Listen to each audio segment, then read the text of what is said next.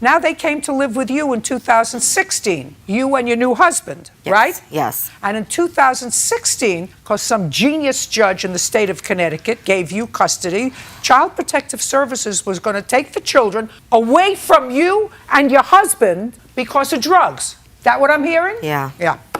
And in 2013, 14, and half of 2015, were the children ever removed from your custody by Child Protective Services? No, they were not. So let me see what I'm getting from this story. What I'm getting from this story is you got married to him when? September 2016. And all of a sudden, from somebody who had no custody of her children for at least 2.5 years, and there were no problems, 0 problems with Child Protective Services and their father, don't shake your head.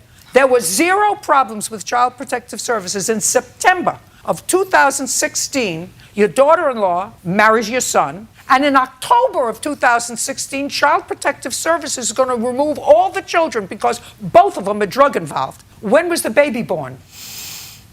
When was the baby born? July 2015. Were you living with him at the time? Yes. Was the child born drug addicted? No. Who do you live with now? I live with my husband Who else? and a roommate. Now, Mr. Mendez, I just have a couple of more questions before I throw them both out. Okay. Do you understand? Yes. Did you voluntarily relinquish your 2 sons to their mother? Didn't want to do it, but due to being homeless at the time and not actually having a place to stay, I thought it was a good idea, which was my stupidity, thinking that the kids can stay with their mother until then, not knowing that the Child Services involvement was going to be called by herself. She called on her own self, and she had them removed from her care. Like, if I had a place to stay, I would take them, and I would not have to put Who are them you over. living with now? Currently, I'm living with my girlfriend. What, it became too much of a burden for you to take care of the boys if you're living with your girlfriend? Due to Child Services and all the allegations that are going on, I have to go through their process. Allegations with regard to whom? What Miss Minacci is saying about me, like Carmela. She wasn't saying anything about you in 2014 and 2015. Or 2011, back Or to then. 2011 when the kids were living with you. Yeah. All of a sudden now. Well, somebody in Connecticut should take a real close look at this case. As an old family court judge, there's a lot more here than meets the eye, and I certainly believe your 10-year-old would do better with a non-drug involved parent than would do in a therapeutic foster care situation in the state of Connecticut. Now, And as Mr. of my Mendez, have sen- you visited your 8-year-old boy? I have seen him last month. He actually came to my job, and I went bowling with both my kids. Who brought him to your job? Child Services. And also, from my understanding, I got a call from Child Services last week, which stated that Miss Nancy Minacci can no longer care for my 8-year-old, that he was supposed to be picked up yesterday. I still have him. Your case is dismissed. You have no claim against him. 0, nothing, nada. Very sad. Very, very sad. Did the courts in Connecticut assign a lawyer to you? I haven't had one yet, no. Your Honor, What? the facts of the case are wrong.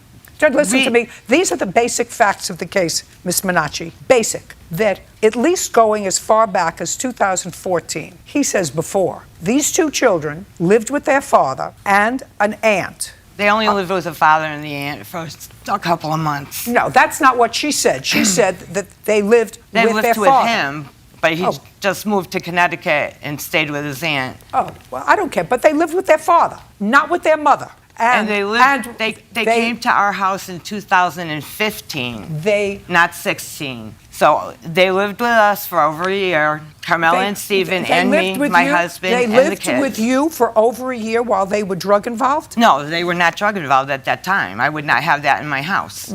That was 2016, Your Honor. They had moved out April of last year. Listen to me. Your case is dismissed. We're done. This is a family court matter, and somebody should take very, very close look at who is going to be the most appropriate parent to raise these 2 little boys who are 8 and 10 years old and probably shouldn't be separated. It sounds to me as if most of their lives they lived with their father, who I see visually actually no evidence of drug involvement. I can't say the same on this side. Well, we're done.